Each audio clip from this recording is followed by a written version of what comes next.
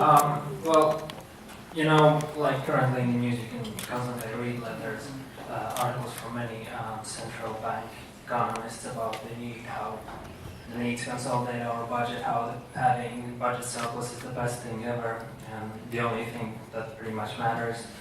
I think my question is, does having an independent central bank as we have here in Latvia is for the benefit of the people?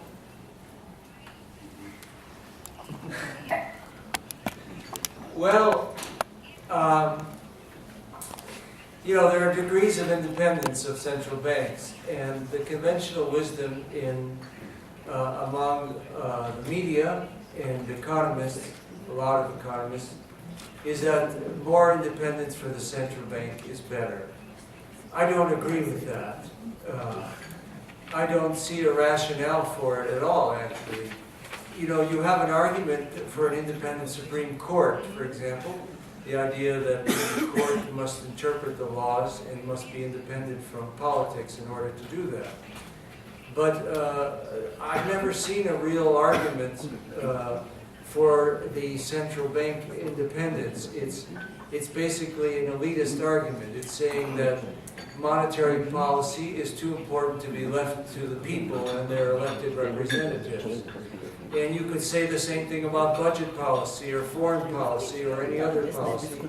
There's nothing distinguishing monetary policy from other important policies that affect the life and welfare of the country. And so it is really fundamentally an anti-democratic argument. It's just saying that we cannot allow the people and the people's representatives to have input into the central bank decision-making, and I think that's wrong. So what it does, and this is a major problem in the world, and that's why I hope you'll excuse me if I go on for another minute, but this is one of the reasons why you've had so much economic failure since 1980, really, in the world. If you look at the world economy, you look at the vast majority of countries, they grew much slower from 1980 to 2000 than they did in the prior 20 or 30 years. And that was partly because central banks had more say, and when you have central banks making the decisions, they tend to act in the interest of the financial and not the productive sectors of the economy. They look at the economy from a worldview that does not care as much about employment as it does about inflation, because that is the major concern of the bondholders and the bankers. And so it's a very fundamental, deep problem, what has happened in the last 20 to 30 years with the increasing power of the financial sector and the central banks increasingly representing the power of of this large, overgrown financial sector rather than the interests of the public. So I'm glad you asked that question. Thank you.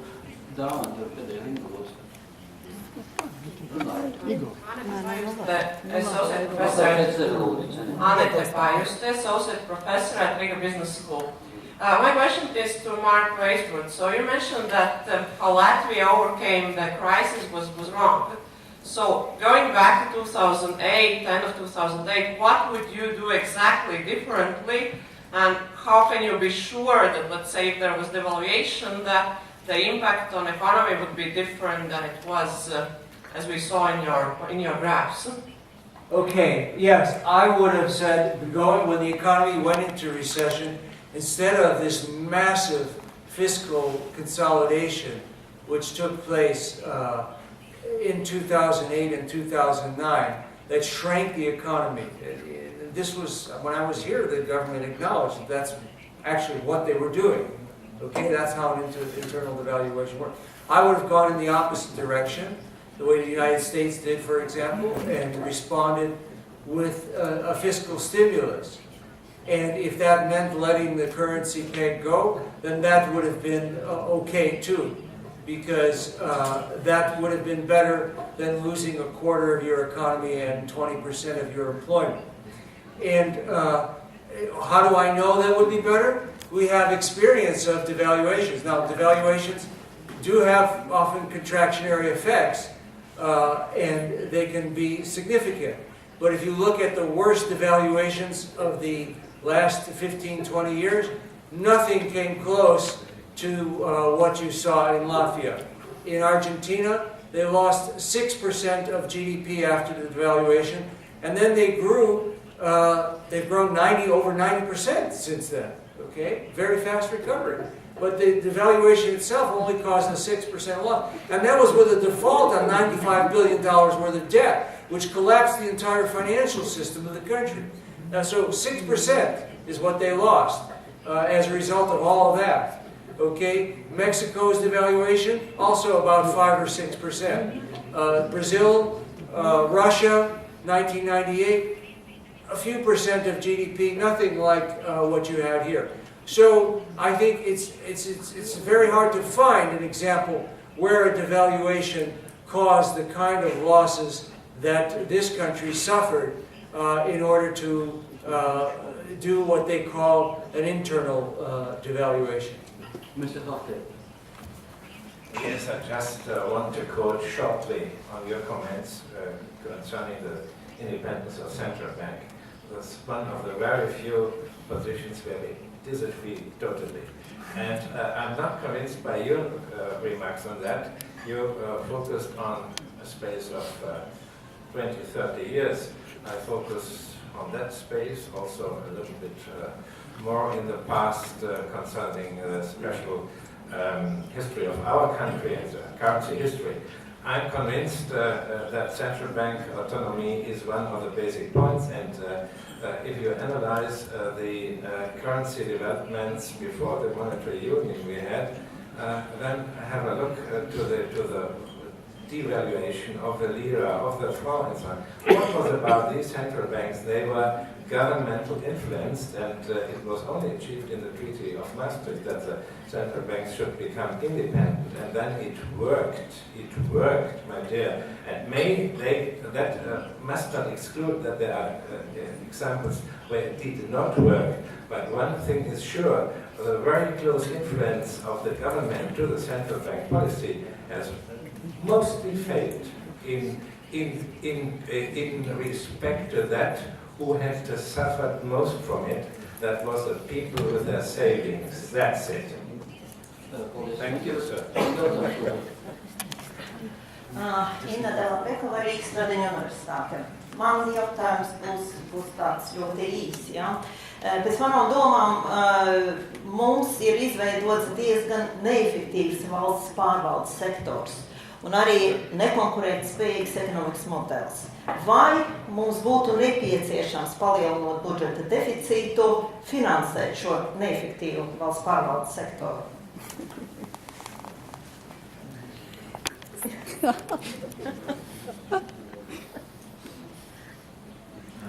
Latvijā, ja mēs paskatāmies, piemēram, pat labāk nodarbināto skaitu valsts pārvaldē relatīvi pret nodarbināto skaitu pārējos ekonomikas sektoros, šis kopējais skats ir mazs īstenībā.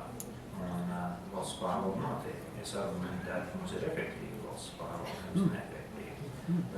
Bet tajā pat laikā neapšaubām vienmēr valsts sektors būs neefektīvāks nekā privātais sektors. Jautājums ir cits. Jautājums ir, vai jūs vispār varat uzbūvēt ekonomikas sistēmu, kurā valsts pārvalde ir ārkārtīgi efektīva, vai aizvietot šo valsts pārvaldi pilnībā ar privāto sektoru, kurš būs vēl efektīvāks. Es domāju, ka neviens, ne otrs no šīm iespējām nav praktiski. Un, protams, mēs varam teikt, jā, kad iespējams, ka daļa no naudas, ko, piemēram, mēs palielinām fiskālo deficītu iztērēt, būtu iztērēt kļūdēm. Bet kas ir kļūdēm iztērēt nauda lielos mērogos Latvijā?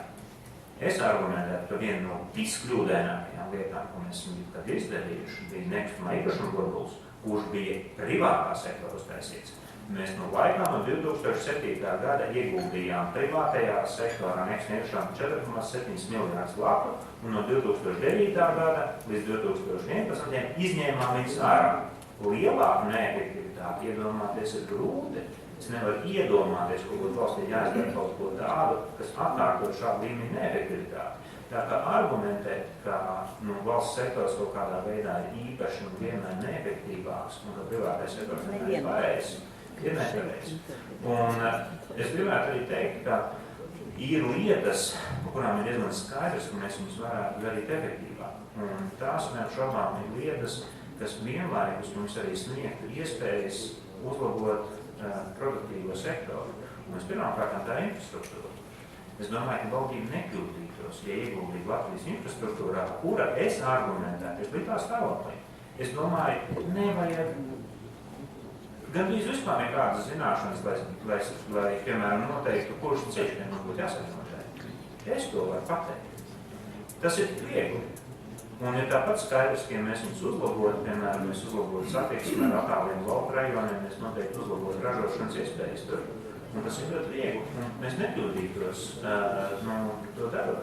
Tā kā es teiktu, ka mums Latvijā ir ļoti daudz iespēju, vieglas iespējas, ar mazu kļūdas iespēju investīcijā infrastruktūrā, kuras vienlaikus dod divus efektus. Viens ir, mēs palielinātu nodarbinātību, un otrs, mēs samazinātu pašizmaksu reālajām ražošanas sektorām, kurš mums dotu lielākus eksporta ienākumus dēļ tā, ka ražotāji pašizmaksas būtu zemāk, jo viņu infrastruktūra būtu labāka. Paldies. Vēl jautājums, lūdzu. Daini. Mikrofonu Zelmeņam. Dainis Zelmeņs, Vīkseliņa universitāte. Sagatavot, kāds ir jūsu viedoklis par tās Rasas Tīgela akta atcelšanu, kas bija pastāvējis kopš jaunā kursa laikiem, kur ievies Franklins Roosevelts cīnoties pret lielo depresiju. Un kā jūs vērtējat vispār šo te rīcību, ka būtībā deva brīvas rokas finanšu spekulācija kapitālām, ir tā saucamā kazino ekonomikai attīstīties, kas mums ir novedusi šajā, es gribētu salīdzināt, varbūt pat vēl lielākā depresijā, kādā mēs esam pat ējusi. Tātad jautājums ir par to, vai jūs esat par striktu finanšu sektoru regulāciju, jo patreiz tikai notiek runas, kas konkrēts nav pieņemts. Kam jūs jautājumu uzdod? Visiem. Lūdzu? Markam Veisbrutam vispirms, protams, pēc cik viņš nāk no tās valsts. Okay. Who did the first answer? Yes, I do think that obviously we need much bigger regulation of the financial sector. And one of the positive things that at least the European authorities are discussing now is at least a financial speculation tax, which would raise some revenue that's badly needed, and also reduce some of this activity that is wasteful and harmful that you referred to. And yes, you can see from the headlines of the last couple of days, the collapse of MF Global is another example of failure of regulation. They're regulated by voluntary organizations. And so they were using hundreds of millions of dollars of their clients' money to engage in trading. And so this is, but I want to emphasize, though, because I think it's very relevant to Latvia, what Janis said about the biggest mistake that was made, and I don't know the Latvian economy as well as you do, but I think I agree with you, was that bubble, the bubble wealth coming, the bubble inflow of money and the bubble investment here. And I know that's true for the United States, and that is something that's been missed by the media. In other words, the media has exaggerated the extent to which the world recession, or the U.S. recession especially, of 2008, 2009, was caused by a financial crisis. It was, in the United States, it was actually caused by the bursting of the real estate bubble. And so all of the financial deregulation contributed to it, but we would be looking at a very similar situation in the U.S. economy today, even if you didn't have all the subprime mortgages, derivatives, swindling, stealing, and everything else that happened. It really was, that bubble was so large, and the loss of 4% of GDP in construction, and another 4% due to the wealth effect was enough to give us the recession and what we're looking at now. So it's very important for people to understand that. It's really these bubbles that are the number one problem, and the financial, the lack of regulation in the financial sector is second to that in terms of the situation that we're looking at. Vēl komentāri? Jāni, vai? Es varbūt arī varētu pie šī piekomentēt. Un es domāju, ka pavaldi labāk ir noteikti vajadzīgi finanšu sektorā. Kopumā es, protams, esmu liberāls cilvēks un vēlos maksimumu brīvības, bet ir nepieciešams arī ierobežot finanšu sektoru. Un varbūt arī es padomājot nedaudz par diskusiju, kas bija Martam Breisbutam un Kapkas kungām par centrālās bankas neatkarību. Es domāju, es atceros, visprecīzākais, man liekas, citāts bija Financial Times komentētājiem Martinam Volkam, un viņš teica, ka mums ir nepieciešama neatkarīga centrālā banka, kas ir taisnība, bet to, kas šo neatkarīgo centrālo bankas darba uzdevumus ir jāuzdod parlamentā. Un tad mēs iegūstam, vai finanšu ministrijai, un tad mēs iegūstam to, ka mēs dabūjam tā kā labāko no abām pasaulēm. Mēs dabūjam to, ko Hapkes kungs vēlējās, ka mums ir centrālā banka, kur nevar tik viegli izrīkot un pieprasīt drukāt, aizvien un drukāt jaunas naudas, bet mēs arī iegūstam demokrātisku kontroli par institūcijām. Un to, ka brīžos, kad mums ir nepieciešams rīkoties tāds vairākuma interesēs, mums ir iespējas piespiest ierēģņus rīkoties tāds vairākuma interesēs. Jo tas ir tas, par ko ir demokrātija. Demokrātija ir par to, ka mēs rīkojamies tā, kā labāk vairumā cilvēku. Un tam mēs esam ierīkojuši demokrātisku valsti, kurai es dziļi ticu. Un es uzskatu, ka tikai demokrātijā ir iespējama labi valsts attīstība. Es uzskatu, tikai preses brīvībā un runas brīvībā ir iespējama labi valsts attīstība. Un atkāpties no šādām lietām, un piemēram, centrālās bankas stāvokļu šobrīd, manuprāt, ir atkāpe no demokrātiskām pārvaldes uzbūves modeļa, ir nepareizi principā. Bet mēs saprotam arī to, ka mums nepieciešama centrālās bankas neatkarība, dēļ tā, ka varbūt tad pārāk viegli viņiem pastrīdēt kā epokļi, tā vai ko. Un mēs vēlamies ieturēt balansu, bet šis nav pareizs balans tātāk, viņš ir daudz uz vienu pusi, es argumentētu. Paldies. Jautājumu no šīs zāles puses.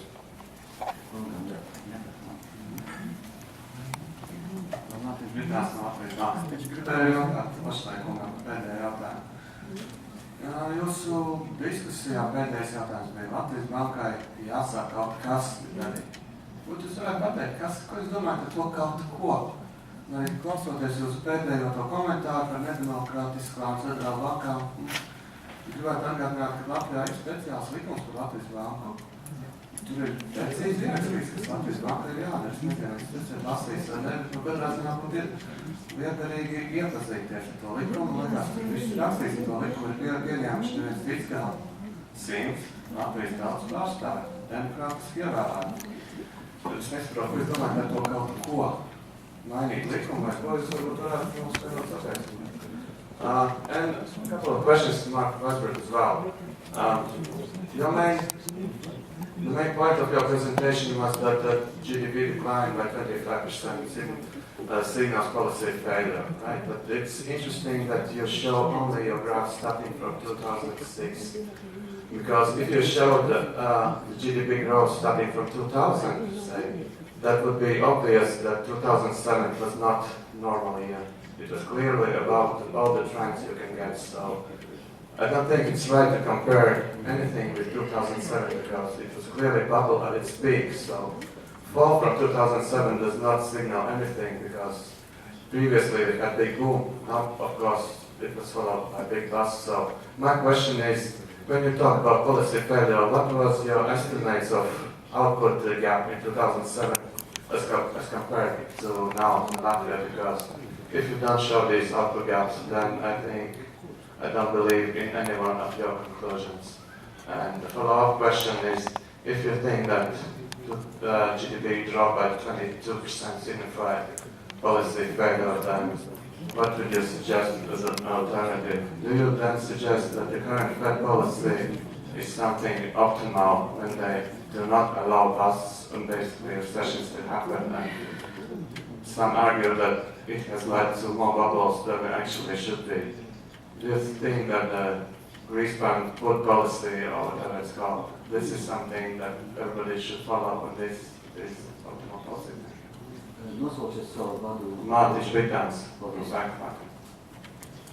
Paldies Vitāna kungam par jautājumu. Un es nemēģināju vienā brīdī runāt par likumu Latvijas bankas pārvaldību, vienā brīdī teikt, Latvijas banka nelikumīgi darbojas.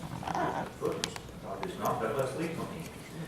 Un darbojas atbilstot likumu Latvijas banku, tad man nav šaubu. Viss ir pareizi. Un šo likumu tiešām pieņēmuši parlamentā.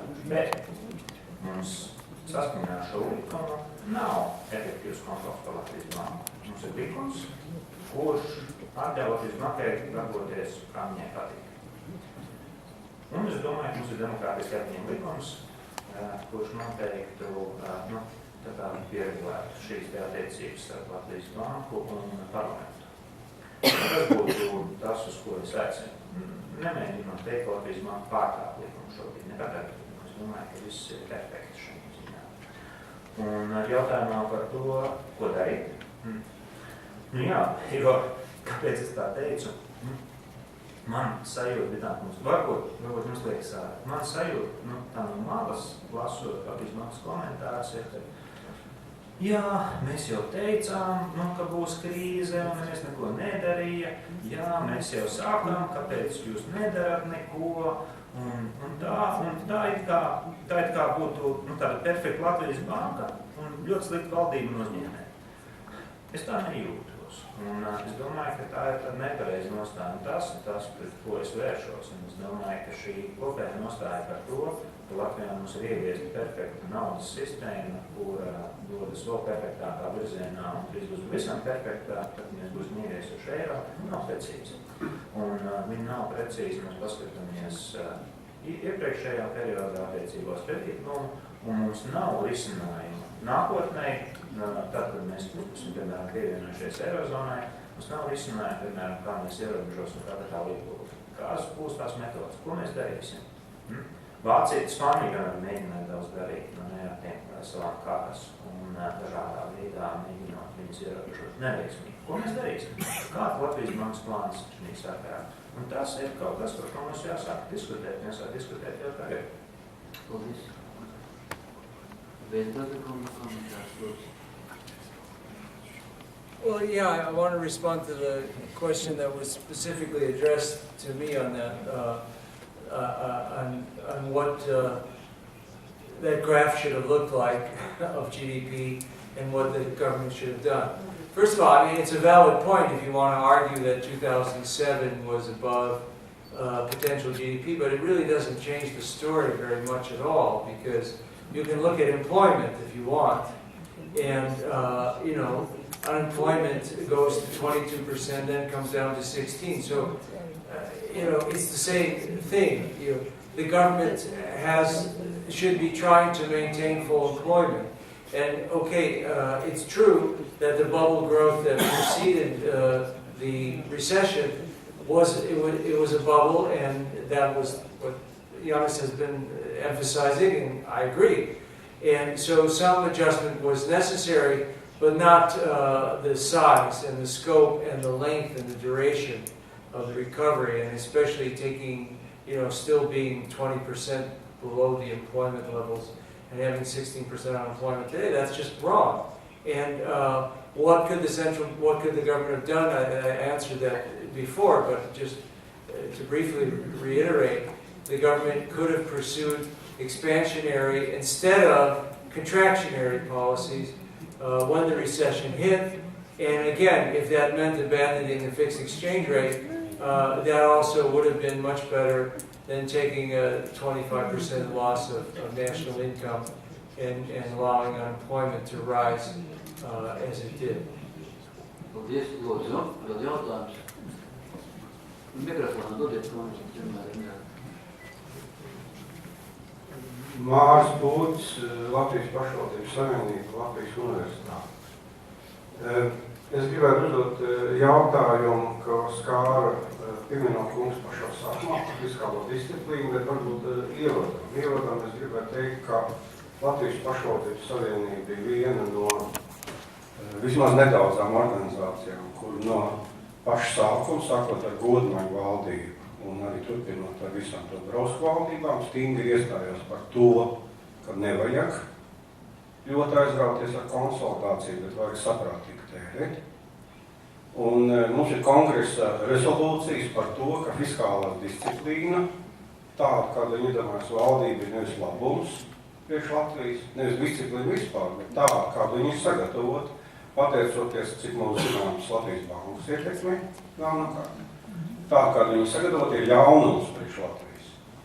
Taču, kā mēs šeit runājam, rītā valdība taisās pieņemt ne tikai galvenais budžeta pamatvāzes skaitļus, bet gaisās pieņemt arī makroekonomisko scenāriju atzīt tā skaitā fiskālās disciplīnas principus. Un tiesa arī to viņa taisās darīt. Rītā Latvijas pašvaldības savienība mēģinās to procesu mazliet apturēt, lai vismaz ministri paspēja kaut ko padomāt un saprast, jo, kā liecināja vakardienas sēde, pat ministri nav pazīstama ar to, kas ir sagudrots, un tikai daži cilvēki zina valdībā. Un mazliet apspriest sabiedrībā, kas tur īsti tiek darīts. Taču es atgriezīšos pie tā jautājuma. Pašā sākumā mēs pieņēmām, ka, ja mēs sapratām, ka Eiropas Savienība rīkojās samērā muļķīgi, tad tu nekā nevar darīt, tas ir populisms Eiropas Savienības līmenī. Mēs sapratām, ka valdība šeit, gatavojot fiskālo disciplīnu, rīkojas muļķīgi. Un tas ir, zināmā mērā, maksa populismam Latvijas līmenī. Bet izējot no tā, ka mazākam ļaunumam kaut kādam vajadzētu, kaut kādu kompromisu jāmeklē, mēs pašā sākumā izvirzījām vienkārši principus. Vairākus principus, ja nu tomēr to fiskālās disciplīnas likumu pieņemtu, un šie principi ir, sekojoši. Pirmais, ka neoperēt ar absolūtiem skaitļiem, bet operēt ar to, kādu daļu no koprodukta sastāda Latvijas parāds prioritāri. Tas ir atcerēties to, ka Maastrichtas kritērija un vispārīgi ir daļskaitļi, nevis tikai ir skaitītājs. Kad var palielinot saucēju, tas, kas notika treknajos gados, un tas ir objektīvi pareizi, kas tika parādīts šeit, kad tā sliktā Kalvīša valdība ievērojami samazināja šo daļskaitu. Un uzdevums fiskālās disciplīnas likumam, tas pirmais punkts, ko mēs domājam, ka vajadzētu samazināt šo daļskaitu, attīstoties. Un otrs, ka ir jāņem vērā Latvijas specifisko situāciju Eiropas Savienībā. Mēs esam Eiropas Savienības tirgus daļa, un šajā tirgu visiem ražošanas faktoriem un viņu cenām ir jāizlīdzinās. Tā skaitā darbspēkam, tā skaitā visām citām. Nevar mākslīgi pieņemot kaut kāds likums bremzēt šo procesu. Mākslīgi bremzēt. Viņš var nepieaugt uzreiz, bet nevajag speciāli tūlēties, lai speciāli būtu sliktāk. Un tādēļ šos rādītājus vajadzētu samērot ar to, ka Latvija tuvojās Eiropas vidējam līmeni. Tāpēc 2 gadu atpakaļ, kad mēs runājam ar valdību, mēs piedāvājam, ka sākumā šīs pieļaujamie parametri ir augstāki, aizņemties var vairāk, lai šajā laikā aizņemoties var straujāk attīstīties un audzēt šo daļskaitļu saucēju, respektīvi iekšzemes koproduktu, nebaidoties, kad ekonomika pārkarsīs. Un otrajā etapā, tā kad jūs tuvojoties vidējām, tad jūs samazināt un tad jūs ievērojat to disciplīnu, kāda ir spēkā Eiropā kopumā.